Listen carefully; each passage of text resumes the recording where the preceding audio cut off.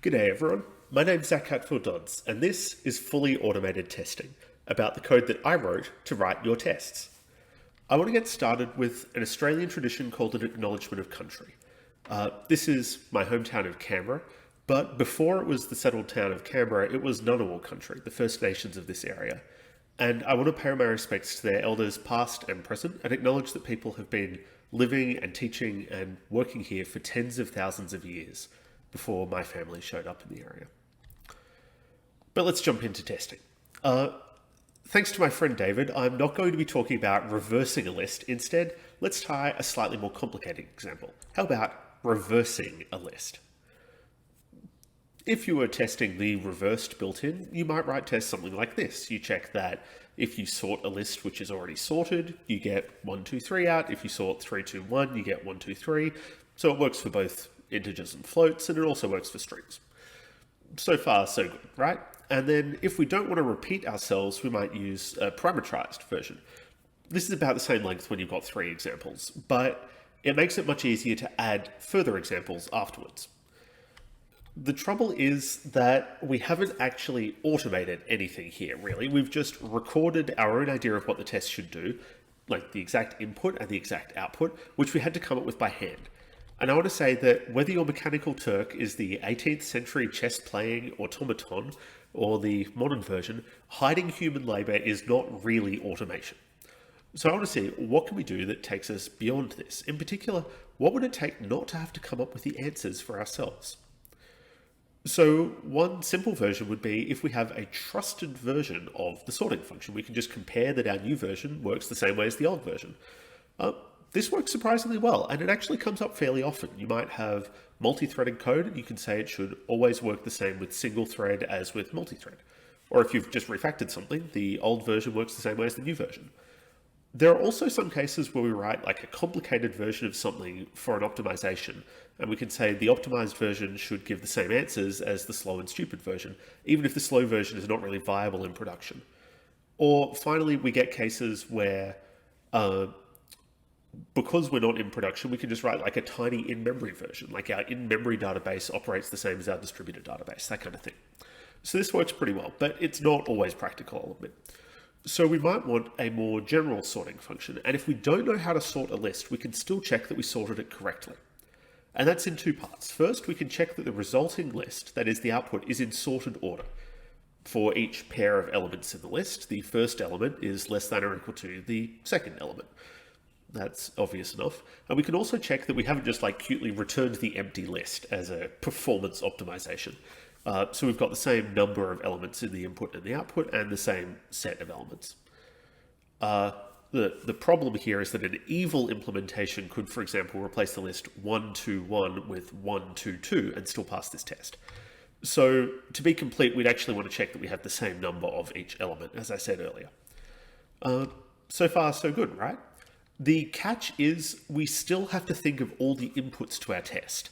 Even if we don't have to come up with what the corresponding output should be, coming up with all of the inputs is a surprisingly difficult task, and most of the bugs that we have are actually due to problems that hadn't occurred to us. And kind of by definition, you can't write a test that wouldn't occur to you. So what else might we do? That's where my library Hypothesis comes in. Hypothesis lets you describe what kind of data you should have, and then the computer's job is to come up with the particular examples for you. So here we'll say that, given the same test actual body of the function, given that the input argument is a list of some mixture of integers and floats of any length, or of strings, the same test body should pass. This will actually fail, because if we have nan, the floating point value, not a number, then it's going to break everything because it compares false when you ask if it's less than or equal to anything else. So we just tell Hypothesis, like in this case, actually we don't care about nan. The semantics of sorting lists with nan in them get kind of complicated, so we'll just skip those for now.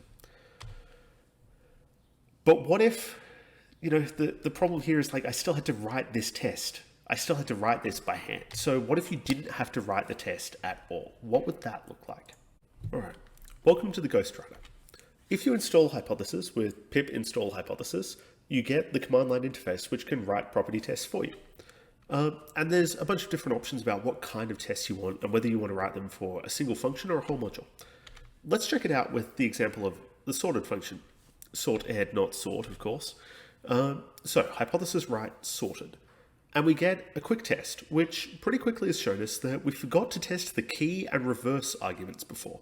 So hypothesis has included those. We'll want to add functions for the key, of course, rather than just none.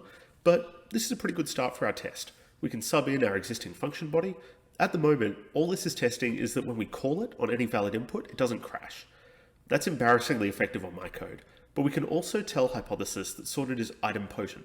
That is, if you sort a function, sort a list, and then you sort the output again, it's the same as the first result. Same, pretty easy to test.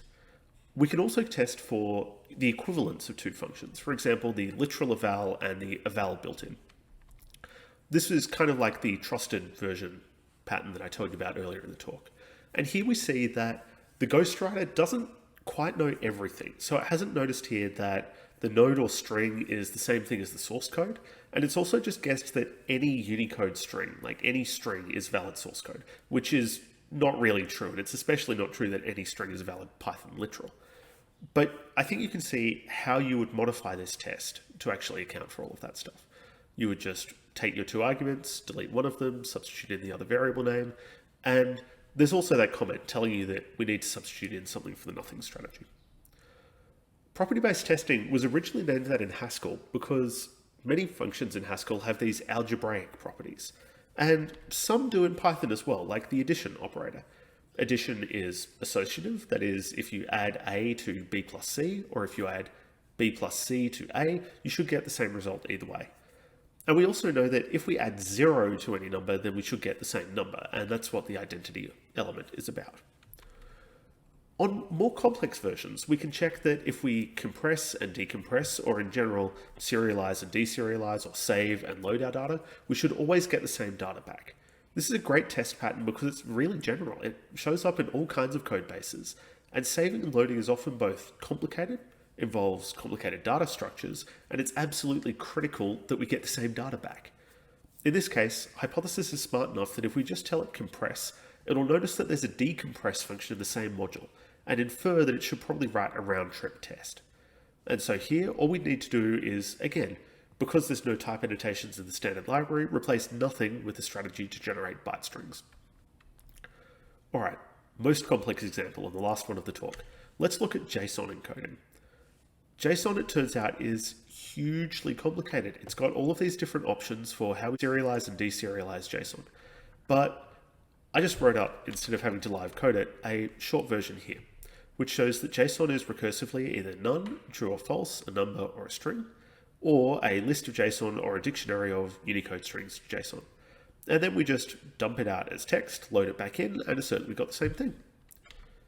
So, what do you reckon? Will this test pass when we run it? It doesn't. And we actually see that we get two distinct failures here, and hypothesis can tell us about both of them. I think that's pretty cool, getting two errors from one test.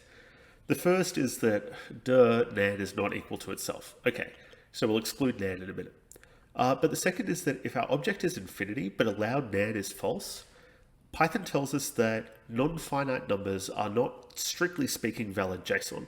So the allow nan flag excludes infinity as well. All right then. So here's a fixed version of the test. What's the difference?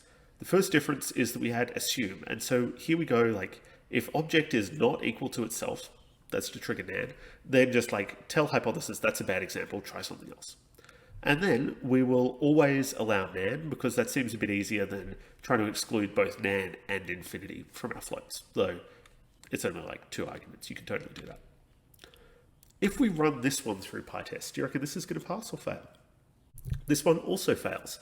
It turns out that a list containing nan compares equal to itself until you serialize and deserialize it. It turns out that there's a performance optimization and list equality in Python, where if two lists are equal by identity, it'll return true for their comparison without even checking the elements. And likewise, if one element is another element, it'll return true for that comparison to prevent deeply nested comparisons when they're not needed. This is a pretty cool optimization, but means that, okay, we do in fact need to just say that we do not allow nans in our floating point numbers, and we'll still only ever allow nan, but no assumption in this one. Do you reckon this one passes? Sure enough, that test passes. And that brings us to the end of my talk. I hope I've convinced you that it's easy to get started using Hypothesis, and that there's something in the idea that our automated testing could in fact be a whole lot more automated than it usually is. Thanks very much for coming, and I hope you enjoy.